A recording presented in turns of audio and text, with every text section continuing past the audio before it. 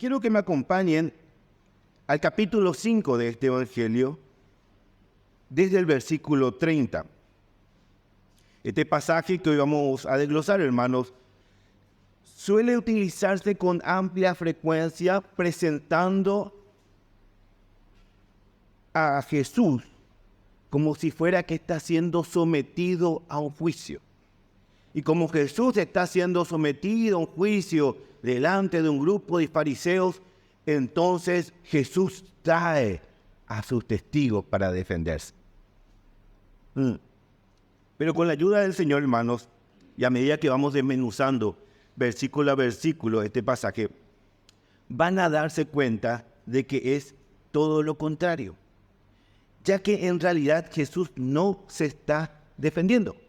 Jesús no se está defendiendo, al contrario, está dejando en evidencia a los verdaderos culpables. Acompáñenme a leer entonces desde el versículo 30. La versión Reina Valera titula Testigos de Cristo. Yo voy a leer la versión latinoamericana, de las Américas. Perdón. Yo no puedo hacer nada por iniciativa mía. Como oigo, juzgo, y mi juicio es justo, porque no busco mi voluntad, sino la voluntad del que me envió. Si yo doy testimonio de mí mismo, mi testimonio no es verdadero. Otro es el que da testimonio de mí, y yo sé que el testimonio que da de mí es verdadero. Vosotros habéis enviado a preguntar a Juan, y él ha dado testimonio de la verdad. Pero el testimonio que yo recibo no es de hombres, mas digo esto para que vosotros seáis salvos. Él era lámpara que ardía y alumbraba, y vosotros quisisteis regocijaros por un tiempo en su luz. Pero el testimonio que yo tengo es mayor que el de Juan, porque las obras que el Padre me ha dado para llevar a cabo, las mismas obras que yo hago, dan testimonio de mí, de que el Padre me ha enviado. Y el Padre que me envió, ese ha dado testimonio de mí. Pero no habéis oído jamás su voz, ni habéis visto su apariencia, porque no creéis, y su palabra no la tenéis morando en vosotros, porque no creéis en que Él me envió. Examináis las Escrituras, porque vosotros pensáis que en ellas tenéis vida eterna, y ellas son las que dan testimonio de mí, y no queréis venir a mí para que tengáis vida. No recibo gloria de los hombres, pero os conozco que no tenéis el amor de Dios en vosotros. Yo he venido en nombre de mi Padre, y no me recibís. Si otro viene en su propio nombre, a éste recibiréis. ¿Cómo podéis creer cuando recibís gloria los unos de los otros y no buscáis la gloria que viene de Dios único? No penséis que yo os acusaré delante del Padre. El que os acusa es Moisés, en quien vosotros habéis puesto vuestra esperanza. Porque si creyeseis a Moisés, me creeríais a mí, porque de mí escribió él. Pero si no creéis sus escritos, ¿cómo creeréis mis palabras? Amén. Jesús está diciendo estas duras palabras, hermanos, a un grupo de judíos pertenecientes principalmente a la secta de los fariseos. Pero ¿cómo empezó esta disertación? ¿Cómo empezó este discurso? Bueno, si llevamos, hermanos, nuestra mirada a los primeros versículos de este mismo capítulo, vamos a poder leer cómo el apóstol Juan relata el momento en que Jesús sana a un paralítico que llevaba 38 años en esta situación. Versículo 8. Jesús le dijo, levántate, toma tu camilla y anda. Inmediatamente, después de esto, el milagro ocurre y al instante el hombre quedó sano, tomó su camilla y echó a andar, dice la palabra. Y aquel día era día de reposo. Y aquel día era día de reposo. Esta oración no está de más, hermanos. ¿Saben? Este detalle termina ocupando más preponderancia en este capítulo que el mismo milagro hecho por Jesús. Y este milagro hecho en un día sábado desencadena una larga confrontación entre los judíos y Jesús. ¿Todo por qué? Porque fue hecho en un día de reposo. El hecho de que Jesús haya sanado a un paralítico que llevaba 38 años postrado no era tan importante como el hecho de que este milagro se hizo en un día de reposo. A los fariseos les enervó el hecho de que Jesús haya realizado este maravilloso prodigio un día de reposo. ¿Cómo pudo Jesús atreverse a hacer una gran obra de misericordia y manifestar el poder de Dios en un día de reposo? ¡Qué locura! Ese era el pensamiento que estaban teniendo los fariseos. Se dan cuenta de que este grupo de personas estaban queriendo someter al mismo Hijo de Dios al día de reposo. Pretendían rebajarlos a sus propios preceptos. Es por esto que Jesús sostiene en el versículo 17 de este pasaje: hasta ahora mi Padre trabaja y yo también trabajo. En otras palabras, yo creé el día de reposo y estoy por encima del día de reposo. Y en los versículos siguientes, hermanos, Jesús demuestra a estos judíos que no solo es el Hijo de Dios, sino que también tiene claras evidencias de la autoridad de parte de Dios, porque Él es el Hijo de Dios. Versículo 26.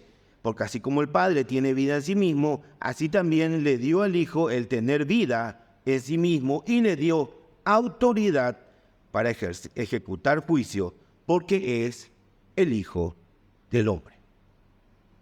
Para esta altura, hermanos, los judíos ya estaban echando humos oyendo cómo Jesús se presentaba como el Hijo de Dios.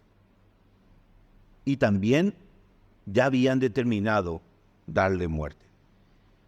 Pero antes de cerrar este encuentro con estos judíos, Jesús recurre a los criterios que utilizaban los judíos para juzgar, para demostrarle que esta sentencia que estaban maquinando en sus corazones era totalmente errada.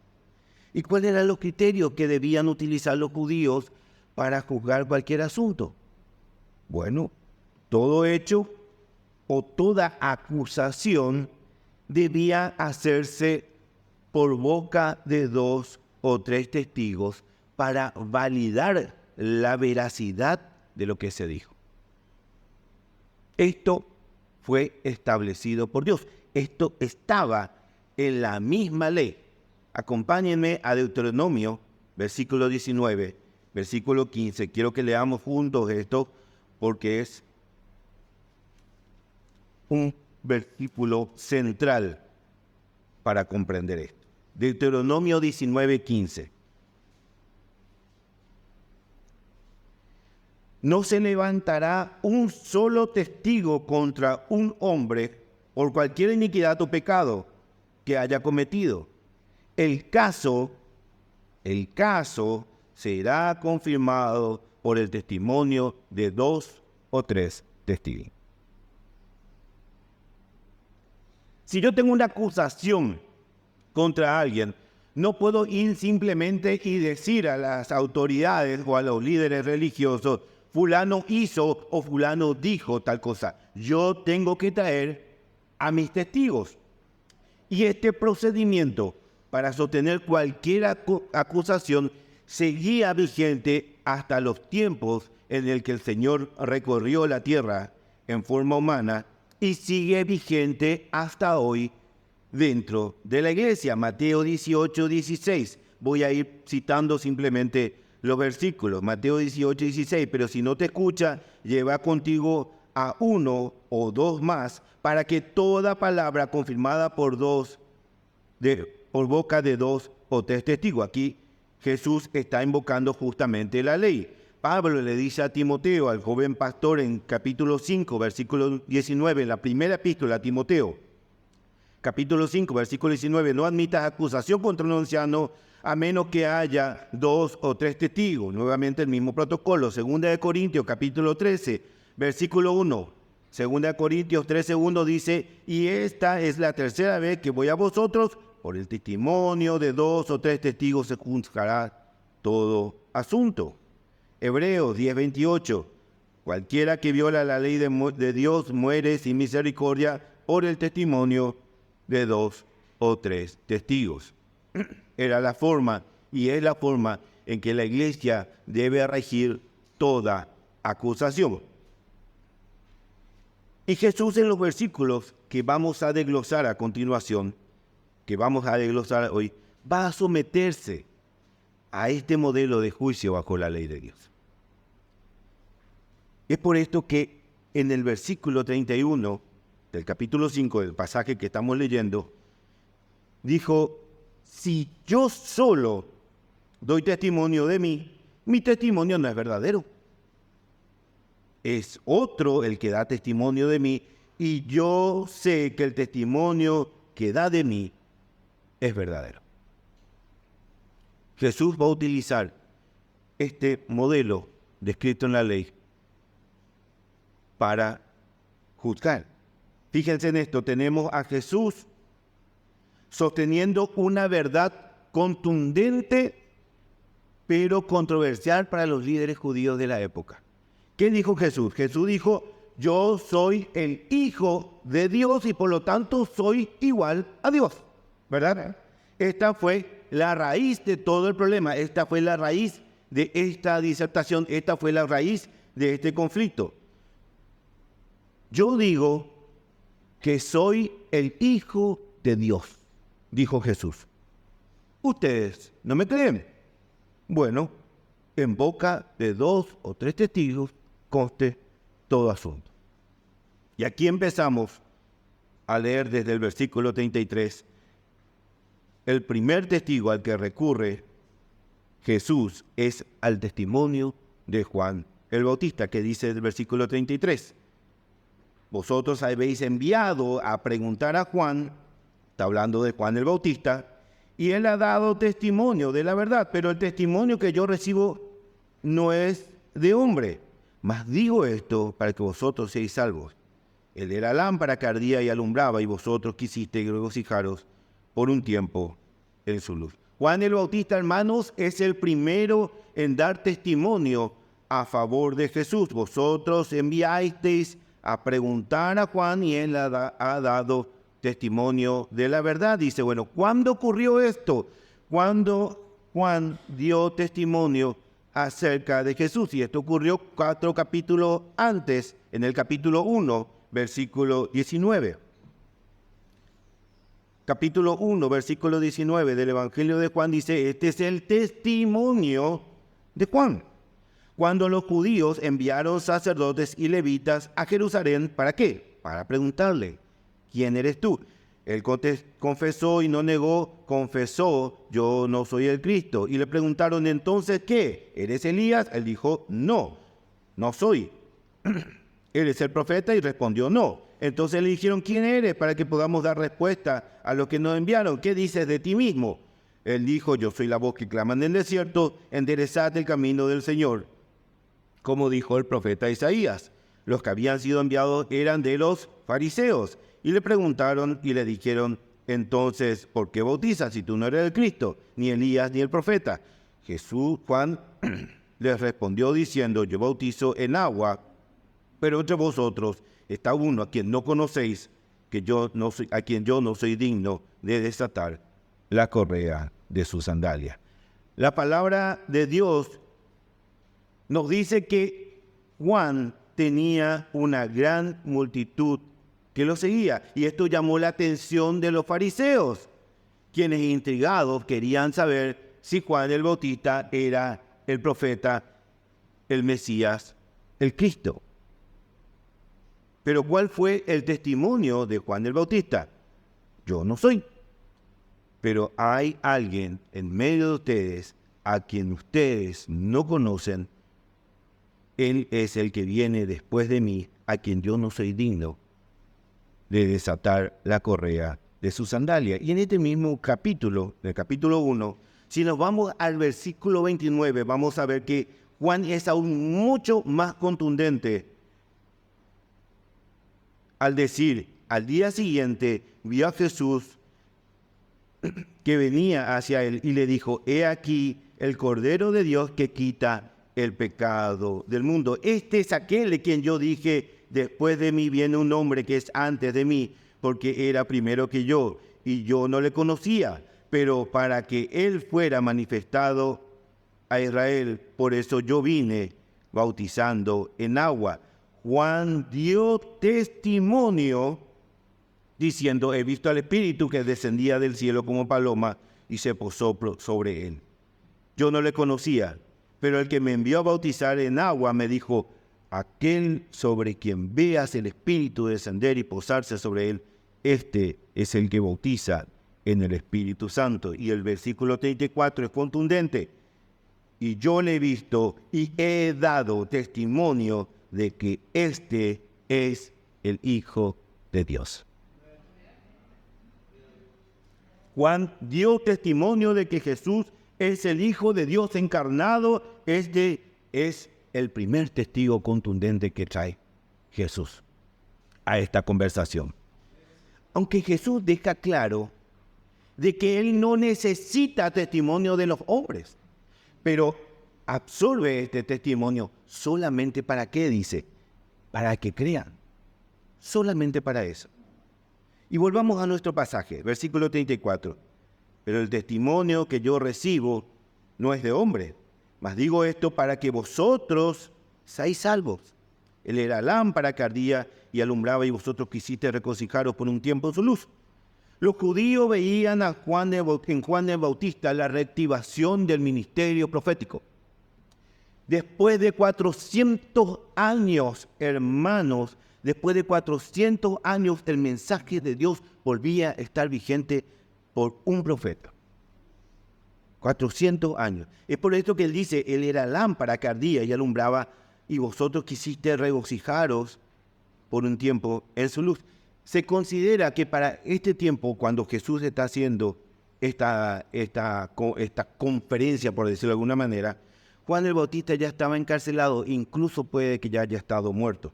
Por esto dice, y vosotros quisisteis regocijaros por un tiempo en su luz. Lo cierto es que los judíos y el pueblo consideraban a Juan. Por esto sostiene, ustedes respetaban la voz de Juan, decían que era un profeta, entonces lo que él dijo de mí, ustedes deberían escuchar.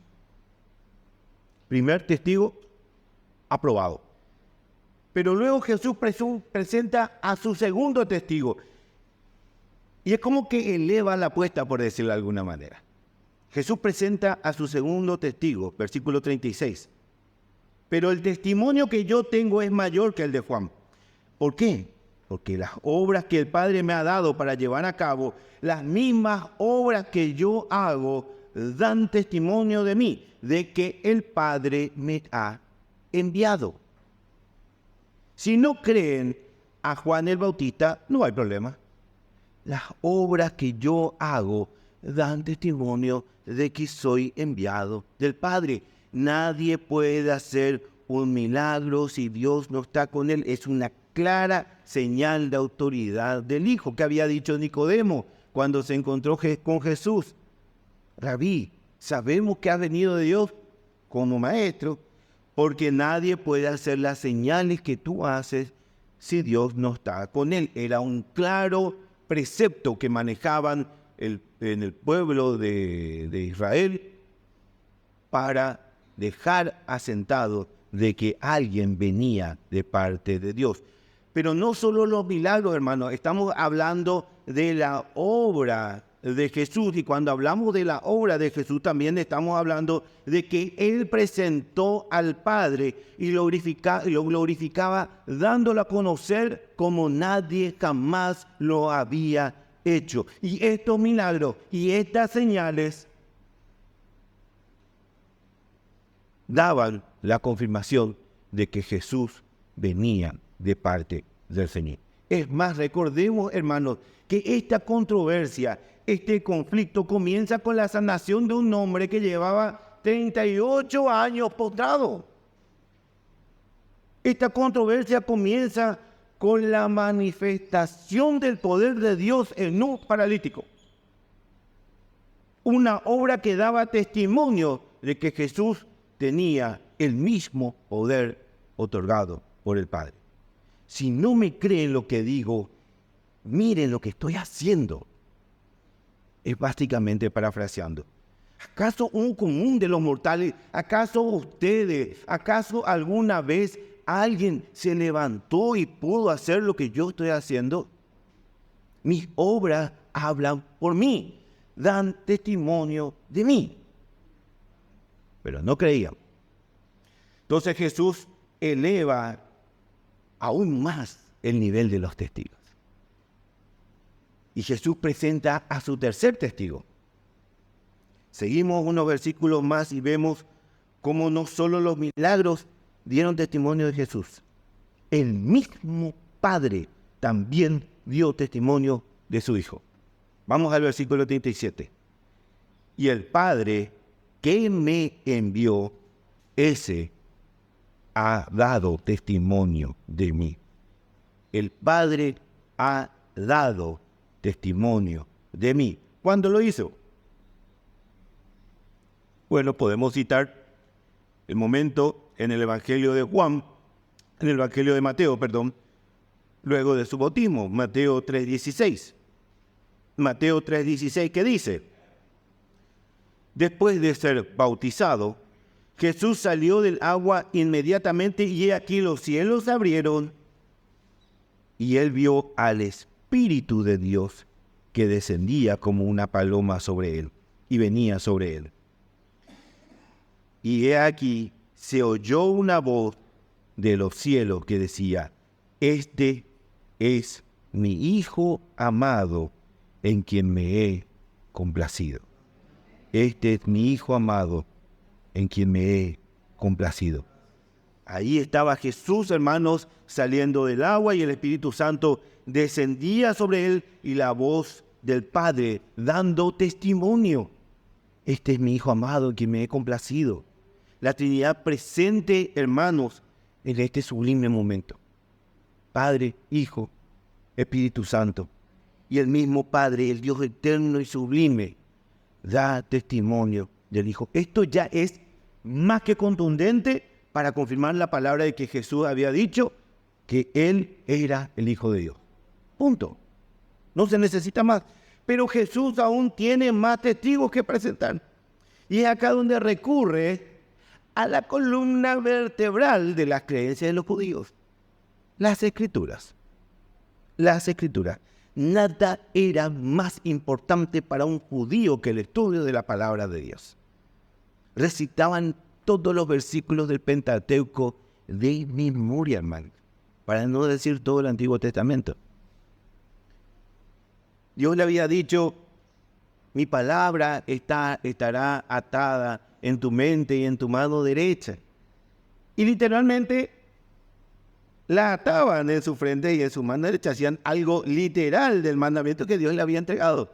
La idea de este texto era que permanentemente ellos estén pensando y actuando en correlación con la palabra del Señor. Pero ellos quisieron llevarlo al plano literal y se hacían unas cajitas tipo vincha y se ataban en sus frentes pasajes de las Escrituras y se enrollaban pasajes de las Escrituras en sus manos derechas. Bueno, las Escrituras son tan importantes para ustedes. Jesús le dijo: examináis las Escrituras porque vosotros pensáis que en ellas tenéis vida eterna y ellas son las que dan testimonio de mí. Ellas son las que dan testimonio de mí. Este es el último testigo que presenta a Jesús. Las Escrituras, la palabra y guía de Dios para el pueblo de Israel. Dios estableció, hermanos, que desde Génesis, Apocalipsis, la obra de Jesús sea revelada. Sea revelada. Y estos fariseos se apoyaban en la ley y en los profetas.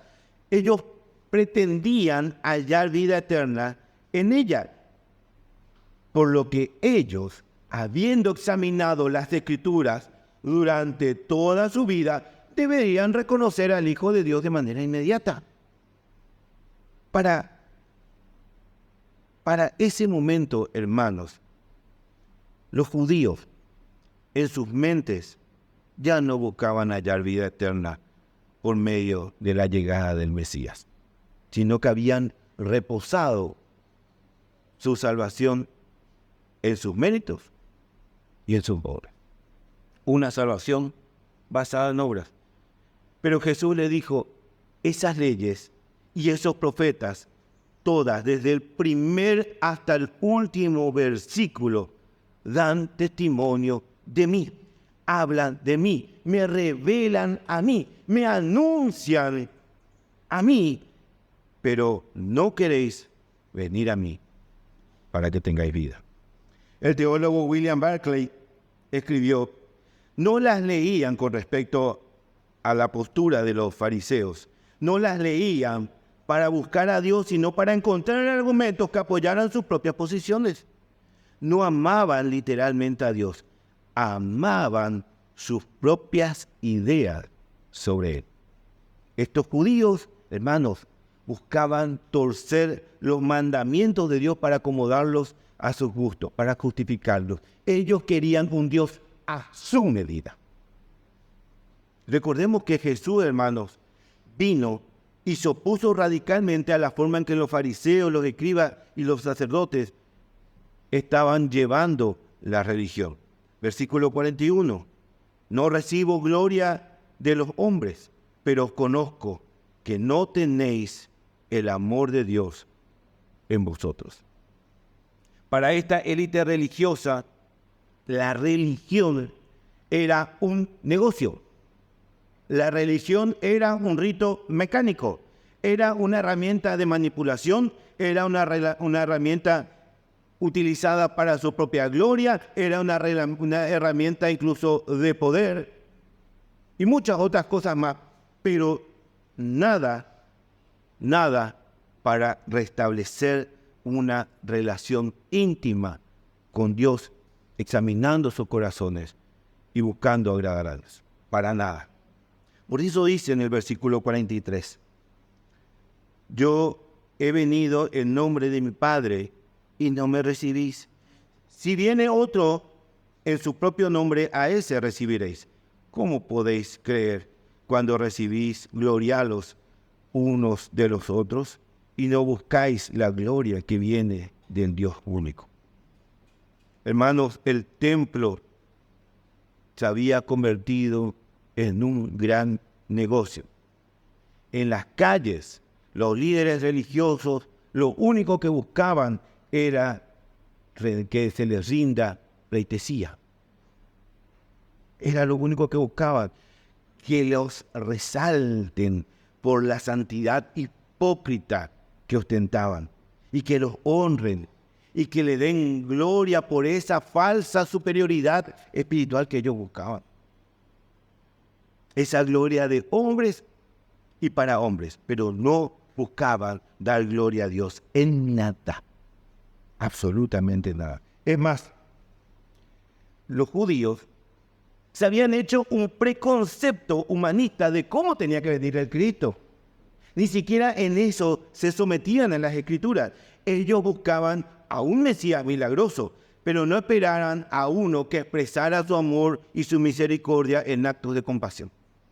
No, ellos esperaban a un Mesías milagroso y que utilizara ese poder para la liberación política y militar del pueblo. Ellos querían a un Mesías que venga como un rey, que venga soberano, poderoso, majestuoso, que los libere del yugo de Roma, que se instale como rey y que haga descender fuego del cielo en su ira para defender a su pueblo. Ese era el tipo de Mesías que ellos esperaban. Ellos no querían a un pobre hijo de carpintero que se pasaba los días sanando al lisiado. Ese no era el Mesías que ellos querían. Habían definido, no por la palabra, sino por sus propios razonamientos, cómo debía venir el Mesías. Y todo lo que era contrario a esa creencia ya era rechazado. Pero las Escrituras, hermanos, no describían así a Jesús. No describían así a Jesús. Ellos tenían la obligación de mirar la palabra de Dios y a la altura de estas Escrituras evaluar si realmente Jesús era el Cristo. Pero no lo hicieron. No lo hicieron. Así que presentados todos los testigos, Jesús les advierte que esta acción, o que esta omisión, mejor dicho, era su sentencia final. 45. No penséis que yo os acusaré delante del Padre. El que os acusa es Moisés, en quien vosotros habéis puesto vuestra esperanza. Porque si creyerais a Moisés, me creeríais también a mí, porque de mí escribió él. Pero si no creéis sus escritos, ¿cómo creeréis mis palabras? Ustedes ya están acusados por sus propios juicios, porque ustedes apoyan en Moisés para juzgar, y Moisés es quien me revela a mí. Ustedes creen que Moisés les muestra cómo hallar salvación, y Moisés dice que el único método de salvación es a través de mí, dice Jesús. Fíjense cómo el corazón de estos hombres, hermanos, ya se había endurecido tanto que no podían reconocer al mismo Hijo de Dios revelándose frente a ellos. ¿Qué contraste? Porque si nos vamos un capítulo antes, en el capítulo 4, tenemos dos conversiones contundentes. Tenemos a la mujer samaritana y a un pueblo entero que reciben el mensaje de Jesús y creen, sin cuestionar. Y nos vamos unos versículos más abajo y encontramos al noble del rey, al oficial del rey, quien viene clamando para que su hijo sea sanado. El hijo es sanado y cree él y toda su casa, sin cuestionamiento, sin conflicto. Pero estos no creían aun cuando Jesús se presentó a todos los testigos que la ley exigía. Jesús en este pasaje se somete a los preceptos que ellos debían tener en cuenta para juzgar todo asunto. Presentó a sus testigos. Juan el Bautista, la voz profética luego de 400 años. Las horas que señalaban que Dios le había otorgado el poder. ¿Por qué? Porque procedía del Padre. El testimonio del Padre, el Dios eterno dando testimonio del Hijo. Y la palabra de Dios que anunciaba desde el principio del mundo a Cristo. La más segura confirmación que estos judíos podían tener. Estos testigos, hermanos, eran la evidencia clara de que lo que Jesús decía era verdadero. Jesús es el Hijo de Dios encarnado. Punto. Pero aún así, decidieron rechazar al autor y al consumador de la fe. Aún así. Y ahora, hermanos, yo quiero que nos detengamos en este punto. Vamos a detenernos en este punto por un momento. Porque si usted a lo largo de todo este sermón estaba pensando que Jesús estaba presentando a estos testigos para defenderse de los fariseos, déjeme decirle que se equivocó. Jesús no estaba trayendo a estos testigos para defenderse. Él trajo a estos testigos para acusarlos. Para acusarlos. No era Jesús quien se estaba sometiendo a juicio con estos fariseos. Eran estos fariseos quienes estaban siendo acusados por los testigos que Jesús presentó. Es por esto que dice en el versículo 45, no penséis que yo os acusaré delante del Padre. El que os acusa es Moisés, en quien vosotros habéis puesto vuestra esperanza. Jesús se sometió a la ley no para defenderse, sino para demostrarles que estaban siendo acusados. ¿Y qué decía Deuteronomio? Deuteronomio 19:15, ¿qué decía? No se tomará en cuenta a un solo testigo contra ninguno en cuanto a delito ni en cualquier pecado. Solo por el testimonio de 2 o 3 testigos se mantendrá toda acusación. El que acusa trae los testigos, no el que se defiende.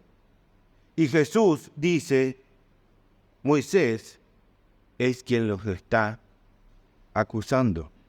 ¿Y de qué se los acusa? De incredulidad. De incredulidad. Parece poca cosa la palabra, ¿verdad? Incredulidad. Pero ¿qué implica el hecho de no creer?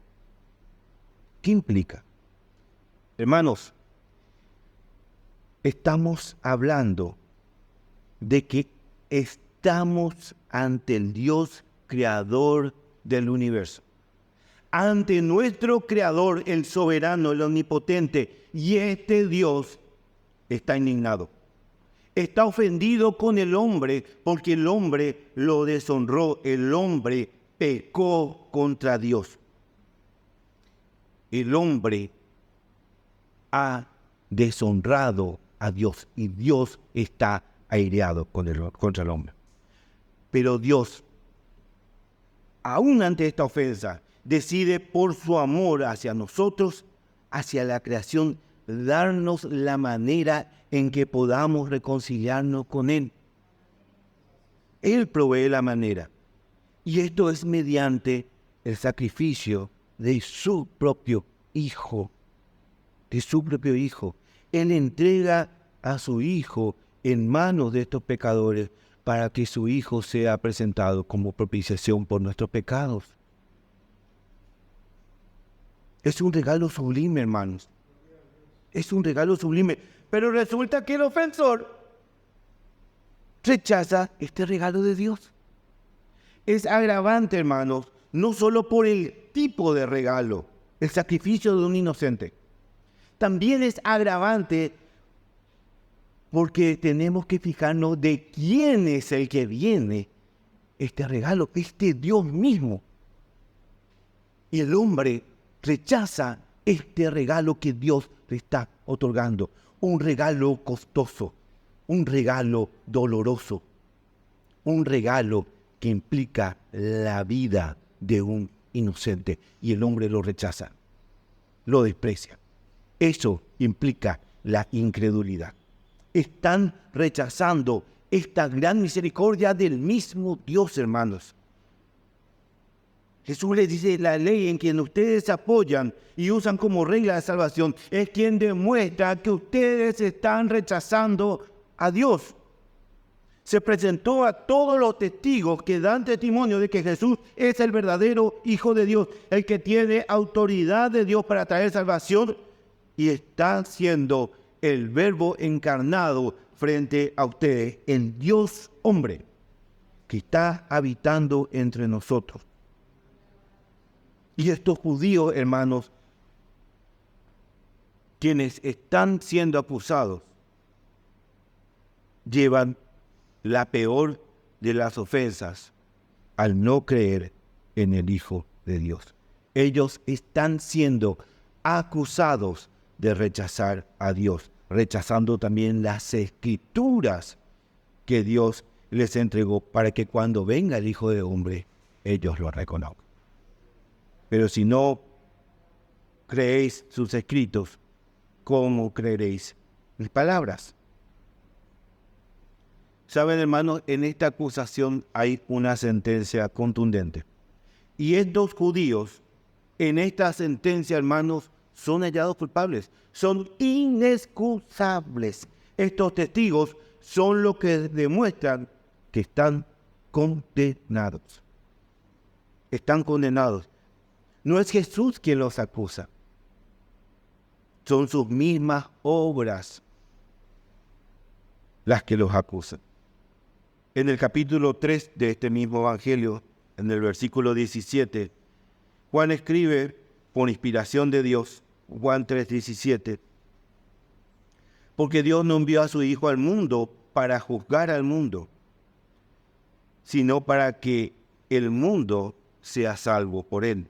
El que en él cree no es condenado, pero el que no cree ya ha sido condenado porque no ha creído en el nombre del unigénito Hijo de Dios.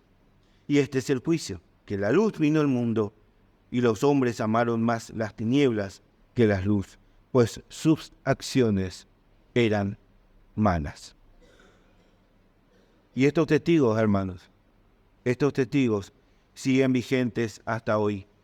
Y estos testigos siguen acusando hoy a un mundo incrédulo y de duro corazón. Pero ante esta contundente acusación, hermanos, hay una salida. La única alternativa, la gracia soberana de nuestro Señor Jesucristo, hermanos. La gracia soberana de Jesús, quien vino a este mundo para que el mundo sea salvo por él. ¿Cuál es la diferencia entre estos judíos y nosotros antes de venir a Cristo? Ninguna, hermano. Tanto ellos como nosotros, hermanos, rechazamos al autorador y consumador de la fe. Éramos iguales. A nosotros también estos testigos nos acusaban, hermanos. Y también nos hallaban culpables. Pero un día Dios puso el Espíritu Santo en usted para que venga a morar en usted. Y le regeneró el corazón. Lo sacó de juicio, hermano, de la naturaleza de ira y nos rescató de la maldición del pecado, hermano. Porque no nos ha destinado Dios para ira, dice 1 Tesalonicenses 5:9, sino para obtener salvación por medio de Jesucristo, hermano.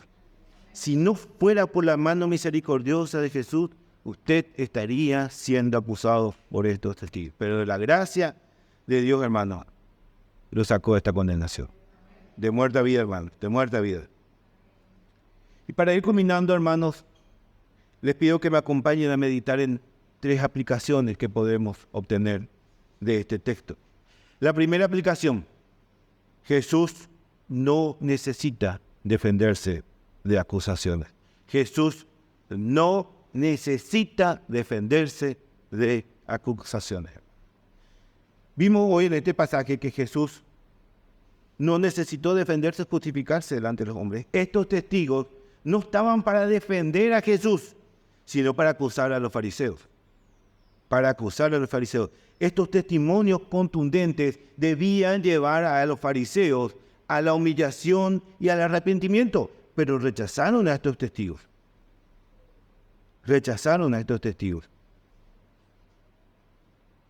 Jesús, hermanos, no tiene por qué rendir cuentas ante sus criaturas.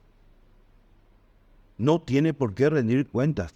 Él es soberano y su palabra es soberana, por lo que el hombre lo único que tiene que hacer es someterse a sus propuestas y creer fielmente en lo que él dice en su consejo. Nada más. El hombre es el que tiene que defenderse, pero hay un problema. El hombre no tiene mérito en sí mismo para justificarse delante de Dios.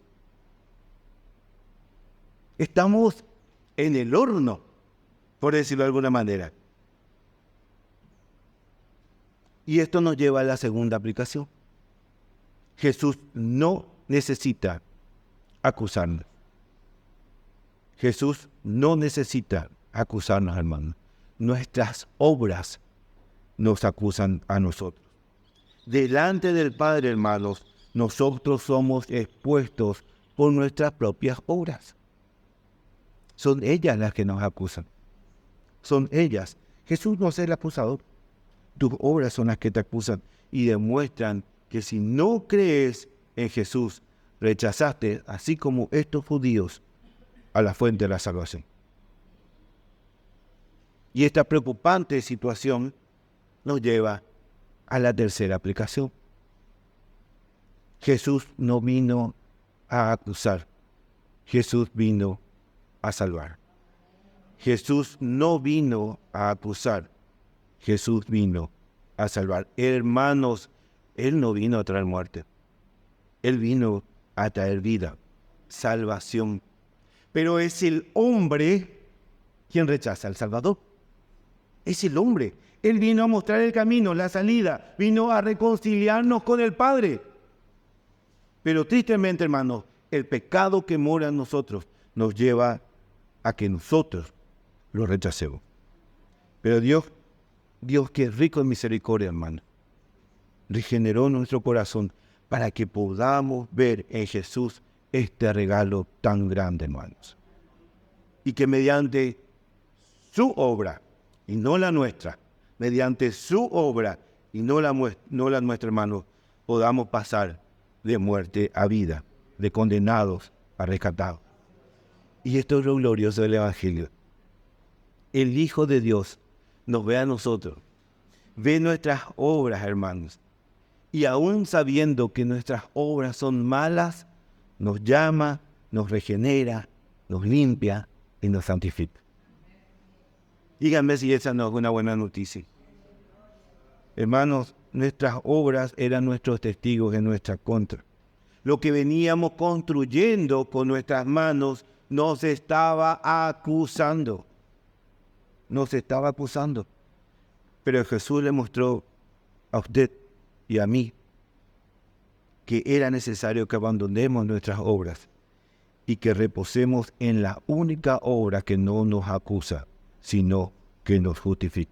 La obra del Hijo de Dios. La obra perfecta, hermanos, por la que usted y yo somos agregados a esa hermosa lista de salvos por su gracia.